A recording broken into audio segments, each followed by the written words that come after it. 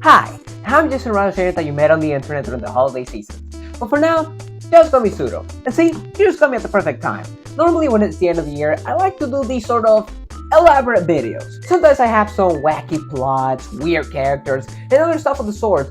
But seeing as how this year I have spent a great majority of it slowly but surely covering more indie games, and then I saw it fitting to just take this time to just talk about some of the best indie games that came out during 2024. Well, this year can be described as Jesus Christ. For the overall gaming industry, the indie community was striving and popping off at nearly every single point of the year with what I would argue is one of the strongest indie years that we've had recently. So what a better way to celebrate than list off some of the standouts. The list is sort of ordered, so I guess that this is a top 10? Anyways, with that said, kick back, relax, as in my final video of the year, I take you through the best indie games of 2024. Free my mind, no restraint, like when I was younger in those shining lights. Summer rain, dripping head to toe, I pray just take me back to those days when my only thought was how I make it home. Dry my hair and get all warm and cozy when I reflect on that rhythm. Childish nostalgia, and I create from that freedom. Ooh, it fills me up with childish nostalgia. I am a Hollow Knight fan. My thirst is infinite! While I was laying on my bed just about to fuck if I know, break into a dance number, I suddenly saw a trailer for a game that immediately captivated my eye. A Metroidvania called Nine Souls with a focus on pairing and an art style reminiscent of, well, right now I can't remember, but I know it reminded me of something. The best part is that the game came out a week later, and I proceeded not to play it for 3 months. After finally dignifying myself to play the game, I can see that the game is incredibly well made and something that I would absolutely recommend. But I do have a couple of issues with the game. The game starts out with a bang, setting up a vibrant, unique world with the goal of getting revenge on the Nine Souls, and from there, you're off! As I mentioned previously, the game is a Metroidvania, and with it comes many of the aspects that you will see in one. However, something that sets the game apart from other Metroidvanias is the bigger focus that the game places on combat, and more specifically, parrying. The main example that will come to mind immediately for most people is Sekiro, since no parrying existed before 2019! Parrying is gonna be the main focus of the game. Most of your combat openings will be through parrying, most puzzles require some sort of parrying, and many abilities in the game are activated or just straight up serve as a parry in one way or another. The developers did a really good job of implementing the mechanic into the moveset and also an incredible job of implementing the mechanic into the world itself. It makes it feel natural and less so like the game is just a generic Metroidvania in which you can occasionally refund an enemy's attacks and then double it and give it to the next person. The combat is also something that becomes really fun the more that you progress through the game and get more abilities that make the combat more in depth and give different options for the player to approach certain situations. One of the best parts of games like Hollow Knight or Metroid games is seeing the growth of your character as you advance through the story, and this accomplishes the satisfaction that is such a staple of the genre. Additionally, the game also goes one step ahead and gives a pretty big focus to the plot of the game. The story was honestly pretty interesting with a cast of characters that, for the most part, felt pretty diverse and fleshed out. A lot of these characters, most of which are bosses, feel like actual entities in the world, as when it's time for you to go through a boss's area, you get a lot of build up and anticipation, getting to better know the characters through a lot of dialogue, and it fleshes out the world and the motivation for many of the characters to be there. Out of all the games that came out this year that I played though, I feel like Nine Souls is the one that I have the most issues with. While the progression in the game felt great, the exploration really left a lot to be desired. Many times I found that the rewards that you get for exploring the world felt quite lackluster in comparison to other games. Not necessarily because of what the rewards are, but more so because of how they're presented. In other games, you would get a physical life upgrade, and in this game, you engage with capitalism. The game can be pretty annoying when it comes to enemy placement, or rather, with enemies sniping from off screen all the way from fucking downtown. Additionally, while the game can be a visual marvel, the game often fails to wow me as a result of the locations I'm trusted upon throughout the entire journey. While the second half of the game is filled with distinct, visually interesting areas, the first half of the game feels like it's filled with factories for fucking miles. For a good chunk of the game, the most visually interesting areas in the game are the hub world and the fucking tutorial area. It just felt like this whole map was just a big ass factory, and whenever I got to a new place that didn't look exactly like this, I got excited, only for the area where I needed to go next to cause a reaction a little bit like this. I'm back in the fucking building again! Apart from that though, Ninetales is an incredible game that brings an interesting take in the Metroidvania space that,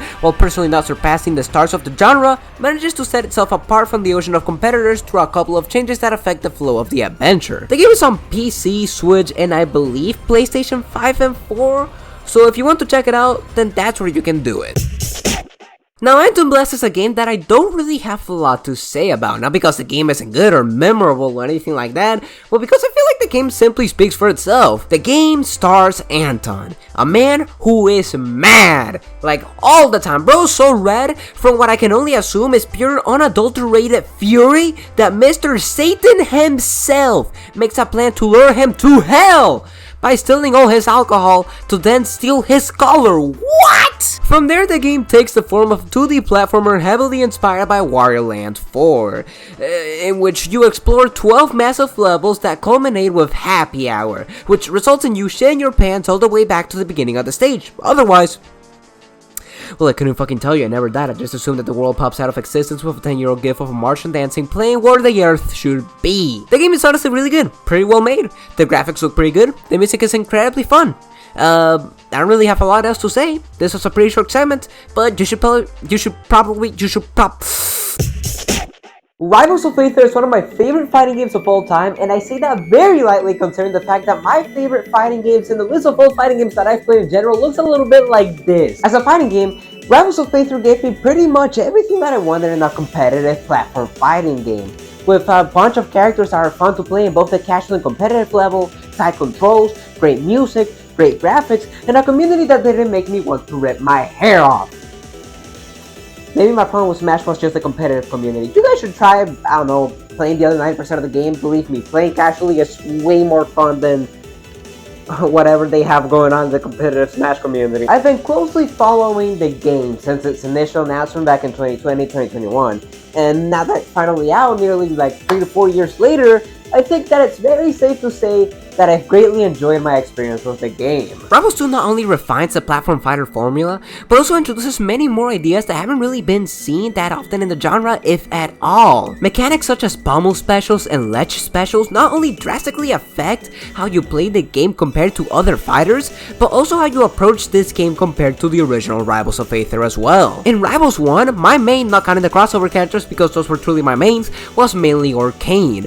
But in this game, I found myself liking characters like Maple and Rano a lot more due to those new moves, making them a lot more fun to use. Then again, I hear that these two characters are some of the better characters in the game, so maybe I'm just for the streets when it comes to picking a character. The game has an incredibly fun flow. Getting good at this game feels satisfying as hell, and the game is enjoyable at nearly any skill level. I would still argue that I enjoyed the first game a lot more though. I feel like I do like the mechanics a bit more, I feel like I can get away with being more aggressive in that game, and while a bit unfair as of now, the bigger roster plus the crossover characters made the whole experience a lot better for me. From what I remember, I also feel like the side modes in the first game were a lot more intriguing, but those are also just elements that could be perfectly added to 2 as well. All of this is just a matter of preference. The game is greatly improved from its predecessor in many ways, and features a lot of things that sets the game apart from Rivals 1. The style is great, the music is even greater, and the game is absolutely one that you should play, but let me ask you a question, can you play as Ronald McDonald this one? I think not! Crow Country was a really special surprise that I wasn't expecting to be such a fan of. Now, to give context, when it comes to horror games, I can get scared with just about anything, including SpongeBob hitting the fucking Macarena. The only way I'm getting through a horror experience is if I start playing Luis Fonsi or Romeo Santos, because then the game goes from trying to make me shit my pants to getting into whatever I have stored in them. Crow Country, on the other hand, wasn't an experience that I found as pants-staining as I originally expected.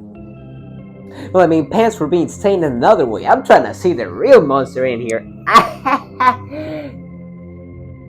Holy shit. Crow Country is all about exploring an abandoned theme park that hides a dark truth behind, well, I can't really say that it was a happy exterior considering the fact that the park may just have the worst fucking mascot in all of mankind. Could you not even give him, like, arms and legs to make him look cartoony and not like a fucking real ass crow? The game is a survival horror game like classic Resident Evil and other horror games of its time, while adjusting many of its mechanics to better suit the modern standard of the industry. Controls are a lot smoother for one, the camera is positioned a lot better, and the map makes the world easy to navigate. The game also harkens back to the visual style of those games, with an aesthetic that can be both adorable as it can be. Well, I don't wanna touch that. The game is really fun to play. Exploring, solving puzzles, and unraveling the story of the park is all good stuff. And while I never found the game to be outright scary, the game constantly keeps you on the edge of your seat with a lot of uneasiness that is all around the adventure. The game can be incredibly unsettling with its monster designs and atmosphere, and it's only heightened when combined with many of the survival horror elements that one has to worry about. You know, like managing resources, aiming being a little hard due to the constant butterfingers causing me to miss point blank, and I thought I was only bad at aiming at Valorant. With a story that was surprisingly captivating, characters that were fun, visuals that were incredible, and gameplay that is constantly hitting what I assume, because remember what I said about being scared of just about everything, are the peaks of 90s survival horror. Crow Country is a delectable, short and sweet ride, with my biggest problem being that realistically, no one would want to go to a park with this fucker as a logo. UFO 50 has one of the most unique premises for any game ever, a collection of NES games from an alternate universe where this company became the biggest shit around. And these games are actually full-on NES games too, they're not mini games, like, they're games that are as long as a Mario or Mega Man game of the time. These are just full games. Each game represented different ideas that the creators of UFO 50 had, and they just put all those ideas into one single packet, and so many of these experiences are actually just really damn impressive. Many of these games are score-based titles, but just as many of these are full-fledged adventures with multiple levels and ideas. I played roughly less than half of the games in the library, but as I played more of them, I was more and more impressed by the concepts being put into display. Some games played around with the controls of the player, with one standout example having you move left by pressing the directional arrows and moving right by pressing the face buttons, while jumping is pressing both of them at once. Other games introduce interesting gameplay mechanics, such as having multiple copies of one character needing to go through a stage, sacrificing as few of the copies as possible to make the stage easier and to complete it. Other games combine different ideas, such as a golf top-down adventure game in which you have a limit on the amount of hits that you can do before dying and resetting, and some games are just silly things like UFOs racing, but there's always a new idea introduced for each of these games, and none of them feel remotely the same as the last. Every game has something unique to offer. You don't have to beat every game in here, but every single adventure is so well crafted that I would at least implore you to try every game at least once. And in the visual department, I mean, the game does such a good job in capturing the essence of the NES era while still having games that, you know, don't look like ass for the most part. There's also a nice sense of artistic evolution in this game. As you can see, the graphics improved, the art styles becoming more refined, sprites becoming more detailed, and one of the best details of the game is how it will constantly have reappearing characters throughout the 50 games, truly selling this alternate world company and the games that they have created. UFO 50 is a symbol of creativity all around, with one of the most unique game premises I have ever seen, featuring gameplay mechanics and concepts that equally match that creativity. If you love indie games, then play this game, as it is an experience that is bound to stick with you. Man, this game is so fucking cool. Mullet and Matjack is a fast-paced 90s anime OVA-inspired roguelike shooter in which everything happens. In a world in which humans are basically a whole different species that depends on entertainment as a fuel source, moderators become the center of mankind as they battle against rich robots that want to exterminate us, and our player character is tasked with saving the princess of the streaming world. What a loaded 10 seconds that was. The game doesn't waste any time just throwing you into the action. It gives you a short tutorial on how the game works and just immediately tells you to start moving. The general gameplay is going to consist of the player entering a floor and trying to find the elevator that takes them to the next floor, trying to kill as many enemies as possible, since killing enemies replenishes your timer, which if it goes to 0, you're gonna be forced to go back all the way from the last checkpoint, which normally comes about every 10 floors. Every elevator that you reach will also allow you to get more upgrades, such as one of the many weapons in their different levels, or one of the upgrades that affect movement, time multipliers, and stuff like that. Once the game truly begins, it never really slows down from there. The high-octane action pretty much goes at full throttle all the way until you reach the credits, and even then shit doesn't stop because there's a boss in the middle of the credits! The game is chaotic, flashy, and dynamic. If you like boomer shooters, then you're gonna like this game, and even if you aren't the biggest fan of the genre, then I would still say to give the game a shot. I don't really have a lot more to say about the game other than that. The complaints that I have are minor, and even when they aren't, I found the gameplay experience was too fun for me to care. The story is pretty basic, but it wasn't what I came to the game for, nor does the game try to make you care that much for the story, and while the visuals and the environments are constantly repeated, it can become quite tiresome. The chaotic, frenetic, and fun nature of the game really prevented me from caring all that much. The worst thing that the game does is finish too fast. I mean, my total playtime was less than 3 hours, but even there are still side modes that give the player who is looking for more exactly what they want. Mullet Matjack is one of my highlights of the year, and for how short it is still a wonderful time.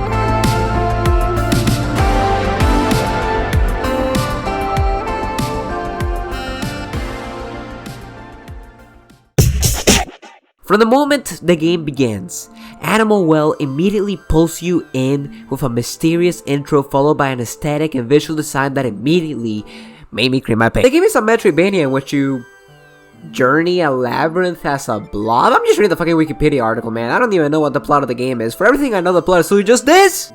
Hi, the story here is that you're the little man right there and you're trying to explore the Animal Well. Absolute cinema. Absolute cinema right here. Animal Well is one of the most unique takes on exploration-based Metroidvania-esque games I've played, as it has such a different approach from the rest of this genre/subgenre that it manages to feel completely distinct from anything else that I've played. The game has many of the fundamentals that a Metroidvania has, as it has the player explore a unique world with many paths that will only be explorable once you find the upgrades that give you the means to explore it. But really, that is where the biggest similarities end. The upgrades given to you are much more unique in their functions, as they aren't traditional movement options or even combat options. You aren't going to kill the big ghost cat of doom with the bubble power. Hell, you can't even use the dynamite! Ghost or not, a stick of dynamite is a stick of dynamite, damn it. If I hit this dog with dynamite, then I should be able to have the rating change on me! Most of these upgrades are more so toys for the player to solve puzzles with, and that is what you're going to be spending a lot of the game doing. There are many mysteries that the world lays out for you, and as you progress through the game, you gradually solve more and more of what the world has to offer, and that cycle of discovery and exploration is what makes Animal Well such a good game. The game also does a really good job in giving the player a lot of freedom in how they tackle challenges and in what order. You can really go just about anywhere from the moment you start the game. You discover the world at your own pace, and that makes the entire experience a lot more enjoyable, as no matter where you go, you will more than likely have something to find. Good usage of the tools the game gives you will also result in you being able to explore areas you aren't normally able to. I found myself using the bubbles to reach many places I was probably not meant to be at just yet, and that enhances the feeling of freedom that the game gives you. Surprisingly enough though, my favorite aspect of the game may just have to be its presentation. The game's visuals are some of the most captivating pieces of pixel art I've seen in a while. It has the same feeling as a late night gaming session. Things feel somewhat surreal and, fuck it man, I'm just gonna use the phrase, it fucking hits different. As I played through the adventure, I was constantly amazed by the visuals presented by the game, as despite any simplicity, they still managed to be incredible all throughout, and it's honestly what seals the deal that is Animal Well for me. While I beat the game in like, what, 5 hours? The secrets still left for you to find are so vast that the main adventure may only feel like a prologue if you go out of your way to find everything. Now, I didn't seek all the secrets, cause I don't got the time to find all of that, motherfucker. I got a video to finish and real life responsibilities to worry about. But if you're worried about not having your money's worth of content, then don't worry, because Animal Well will have you uncovering secrets for hours on end. Now, I haven't finished this game. Matter of fact, I don't think I'm that far into the game at all. But with just a little amount of time that I've put into it, I can tell that Luray and the laser eyes is special. The game is essentially a giant escape room, and from the very beginning, you realize that you can't just approach it like any other game. Motherfucker, the game had me taking notes, and that shit is something that I never do. The visual style of the game is striking, black and white with the only color being the shades of red that makes the game pop. The puzzles are smart, intricately designed, and more than that, feel really good to complete as you once you get the solutions to the puzzles, it becomes like fucking enlightenment. I can't say much about the game since not only have I still not finished it, but because I also want people to see the experience on their own. Games like these are experiences that are really best left to be experienced by oneself with as little information as possible, as that's what makes every minor detail as satisfactory as it can possibly be, which is why rather than explain to you any more about the game, I'm just going to say it like this: play Luray and the Laser Eyes, because that is a decision that you will not regret. Now, of all the games that could have been nominated for my top 10 best indie games of the year, I'm pretty sure that a lot of people will be in a lot of shock seeing Web Fishing being the runner-up. The game is nothing more than a fishing simulator in which you connect to a friend's island or make your own and then just proceed to fish away. You upgrade your equipment, you look for bigger and better fish, you occasionally gamble, and you repeat that process over and over again. The game is extremely simple. However, I like it precisely because of that. The relaxing low-poly aesthetics combined with the simple gameplay loop of jumping with some pals on the island and fishing a little bit makes it a great way to spend time with the boys. Whenever my friends and I were about to break our monitors after a range-inducing game of Valorant, you know, maybe I have a lot of fun with Valorant. Maybe I should make a video about that. Anyways, we just get fed up and jump on a web fishing island and see what we could possibly catch. The magic of games like these is how they just allow you to relax, go with the wind, and have a good time with the bros.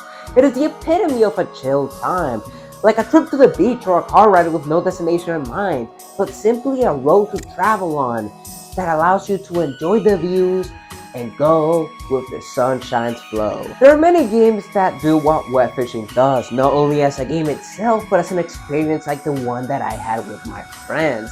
However, I feel like web fishing does a really good job in establishing the vibes. The entire time that you're playing the game feels like the background of a lo-fi video. And actually, right now, yes, right now, go buy the game, go play either with your friends or with your lonely ass, and start playing the Javist ride alongside it. And I promise you, you will understand exactly what I'm talking about. Sometimes, you don't need an in-depth title with complex mechanics or anything like that. Sometimes, what you really just need is a simple game, some pals, and some music to have a fun time.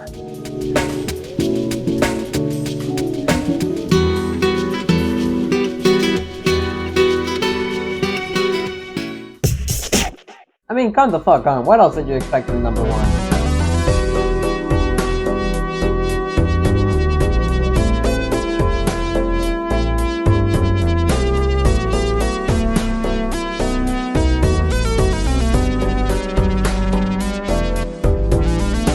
Latro is just a fucking perfect roguelike, man, and I know that I've said that of shit, pretty much every roguelike I've ever touched in this channel, but this one is like, man, I don't know, top 3? Like, the only other titles in the genre that beat it are probably like Enter the Gungeon, Risk of Rain 2, maybe Dead Cells, but like, Balatro really is just the cream of the crop, and it's even more surprising considering how minimalist it is compared to everything else. The game has no story, no characters except for the voice in my head, no locations, fuck it, no world either, we're in the void! The premise of the game is playing poker hands to gain chips and advance through increasingly harder antes, with the caveat that you have over 150 joker cards that affect how you play the game, on top of the many modifiers to the chip count, the multipliers, and even the cards themselves. The game is a roguelike poker deck builder, and the strategies that you can pull off here are absolutely nasty! You can do whole runs in which you only play one type of hand as it increases the multiplier that you get, other runs where you specialize on a specific suite or a certain rank range, going only for face cards or numbers, but what you can do here is fucking ridiculous! The best part about this game though? Absolutely the music. Of course, the game features one track, one single piece of music that has many different stages and varies greatly depending on what you're doing in the game, and it just results in this dreamlike feeling and atmosphere that gives such a chill vibe to the game. But man, I haven't even scratched the surface of what can be done in the game since I've only been focusing on winning a run with each deck. But you can go far beyond just that, as normally you can go to like 100k by the end of a run. Play for just a little bit longer and I wouldn't even know how to pronounce this for you. The game is incredibly addictive. A run only takes like 30 to 40 minutes, meaning that you can pick it up, play a little, then put it back down and keep doing whatever you were doing. No joke, before like recording this segment, I was like on a on a fucking like car ride, and I just had the time to pop in and win a fucking like quick run of balatro. Like I'm not kidding when I say that this game is so easy to pick up and play. I bought this game twice, damn it, once for the phone and once for my PC. That's how much I enjoyed it. Creating decks, strategies, combos, the entire game is nothing but raw gameplay, and I'm pretty confident that with both accounts combined, I have near 30 hours of playtime, with the number increasing slowly but surely. The game isn't hard to describe. It isn't even hard to review. I have mentioned basically every important element of the gameplay, but what it is hard to do is recommending this game to other people, as it is something that doesn't immediately look appealing. And I mean, how many people really find poker appealing in the first place? You can mention how much strategy and deck building it is, but at first glance it definitely just looks like poker. Because it kind of is. The thing is that as you keep playing through the game, the experience evolves so much past that initial impression. The only thing that you need to do is simply give the game a chance, because once you do, you'll finally realize why this is, for many, myself included, the best indie game of 2024.